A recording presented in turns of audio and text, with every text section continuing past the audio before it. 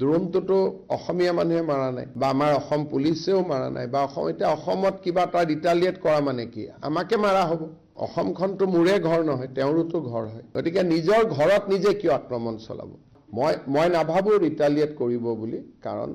তেওঁতো অসমৰে অসমত কি ৰিটালিয়েট কৰিব বমটো পাতি মাৰিলেতো অসমৰে মাটি যাব অসমৰে স্কুল যাব অসমৰে ৰাস্তা হ'ব তেওঁলোকেতো অসমৰ ভালৰ কাৰণেহে আন্দোলন কৰি আছে ইয়াত কিয় বেয়া কৰিব যদি বেলেগ জায়গাত ৰিটালিয়েট কৰে মই নাজানো কিন্তু অসমত ৰিটালিয়েট মানে কি মোক মাৰিছে কাৰণে মোৰ নিজৰ ঘৰখনকে মই ভাঙি দিছো হেতুটো হ'ব নোৱাৰে অসমখনটো মোৰে ঘৰ নহয় তেওঁৰোতো ঘৰ হয় গতিকে নিজৰ ঘৰত নিজে কিয় আক্ৰমণ চলাব দুৰন্তটো অসমীয়া মানুহে মাৰা নাই বা আমাৰ অসম পুলিচেও মাৰা নাই বা এতিয়া অসমত কিবা এটা ৰিটালিয়েট কৰা মানে কি আমাকে মাৰা হ'ব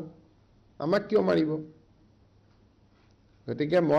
আই do not see any probability of any ৰিটালিয়েশ্যন